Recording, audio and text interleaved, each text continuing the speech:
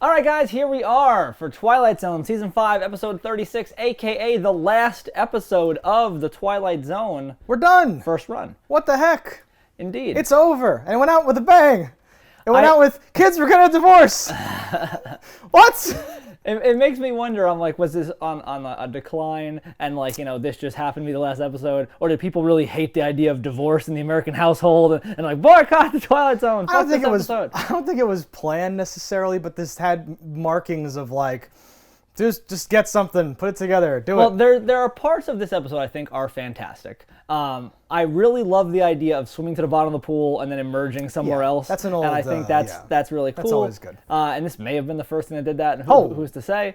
I can't think of an example of that before this, but many after this. It's a thing. Yeah. Sure. I don't know if it's. I liked how it was done. I don't know what exactly the moral of the story may be. Like, treat your kids right, or they're gonna run away to Fantasyland. So Rod Serling says, of course, there's no place like this that actually exists, but who's to say how real a lonely child's fantasies could become? Some weird thing like that. Where it's very like down on divorce or whatever you want to call it or whatever, and has the product of like a broken home. I can tell you.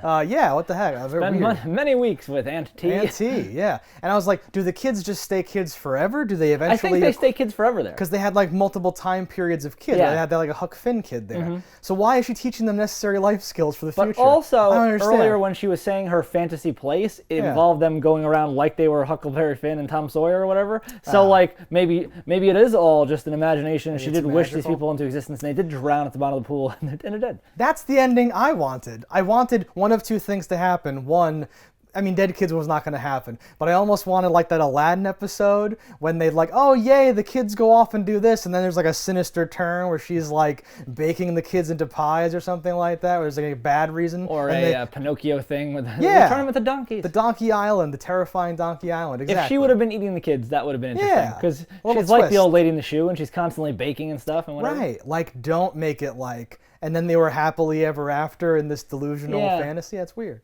Next stop, Huckabee? Willoughby. No, but the Willoughby had that twist where he was ground down to like a nub on like the train tracks or whatever. That's awesome. No, that's what I wanted. But I did find it could have gone out in a much worse way. I do think it kind of went out a little slow, but I wasn't disappointed with the episode very much because of like little things. I thought it was the strangest thing in any Twilight Zone episode was the little girl's voice. And I'm like, is this all done after the fact with an adult? Yes. Is it? Is it literally? Okay. Because sometimes she talked and I'm like, well, mouth syncing is really good though. And I'm like, I don't know. No, that's, I would stake my reputation on it. That is obviously But every character had a really weird voice. Yes. So I was like, maybe they all have weird voices. I don't know. So I feel like the T-Zone team had this episode and they were like, yep, it's official. They're canceling us. Do you want to film a new one? Nah, just redo the audio on that shitty one that we threw away 2 seasons ago. And they just like threw it. I don't know, because that little girl's voice, it was almost creepy. Where I'm like, wait a minute. From the second she started, so like part of me was like, this is just bad. Then I'm like, maybe this is a thing. Maybe there's a reason, and they want the same voice of an old lady telling her kids, and when she's old. But no, it was just yes, we have to dub this child over. And then I'm like, is the brother also dubbed, but with a kid or a better voice actor? Like, what's happening? Yeah, it was so weird. Even the parents' voices, like the mother especially, it sounded interesting. Where I'm like, no, these are like it's like when you meet like the man with the golden voice type of thing, and I'm like, is that coming out of your head? Like, what's happening here? Are these all radio actors? Like, what's happening? Very strange. And they did, but it led to me liking the episode. Oh, it like totally took me out of it and made me hate it like that much more, and made me go like, good, it's done, it's good riddance, screw you. Any episode that gives me something to be like, like I can remember it based on that, or something to think about, is what leads into like, okay, well that episode's at least memorable. I guess. And there's a lot of completely forgettable, just absolute trash episodes. Especially when you compare them to how amazing some episodes have been throughout the series here. Yeah. And not that I'm saying this is in any stretch of imagination as good as like any of those epic ones for me, but I didn't suffer through it the way I do some of the episodes it wasn't in the that season. bad, and the location shifting is good and all that stuff. I liked the other Aunt T's house, whatever. Good times. Aunt T. I like that a little bit.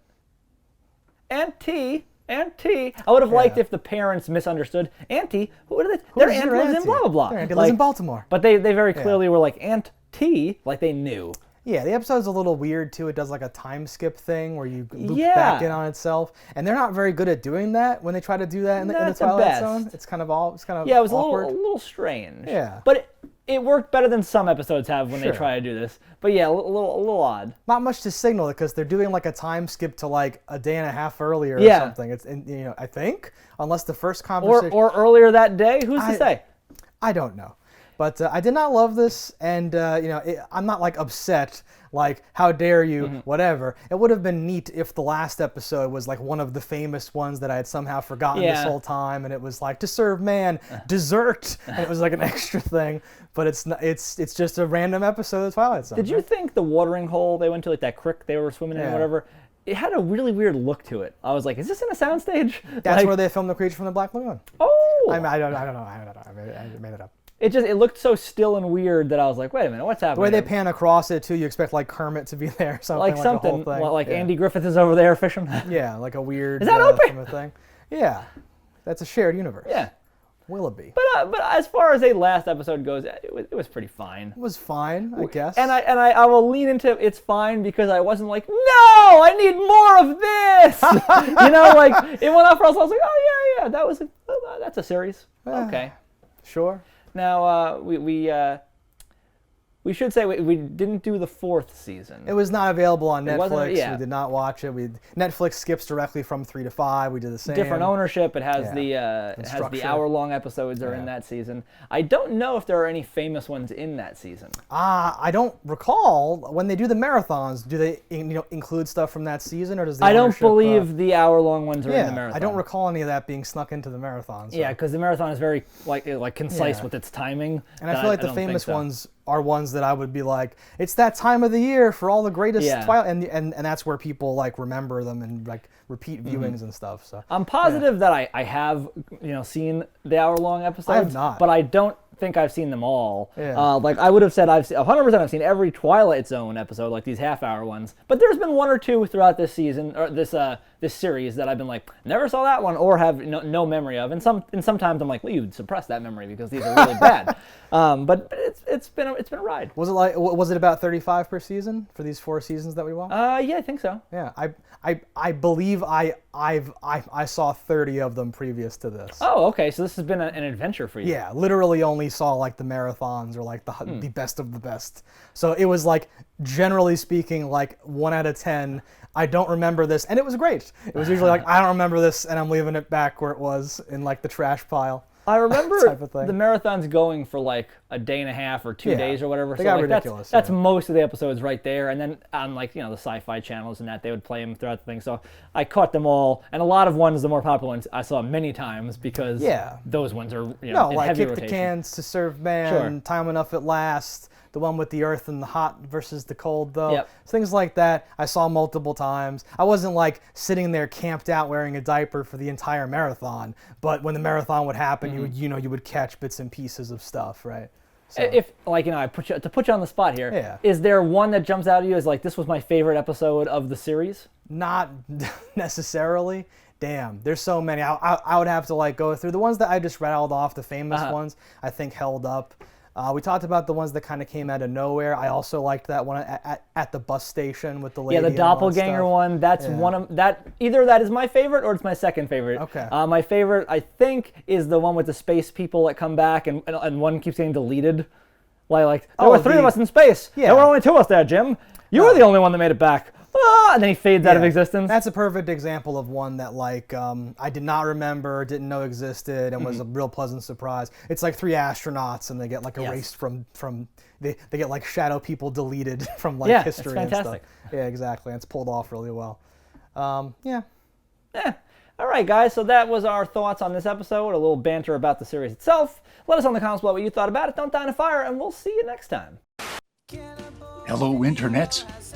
I just love watching JustDaggers.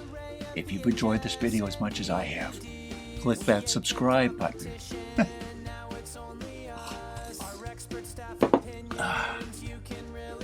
Peace out, homies.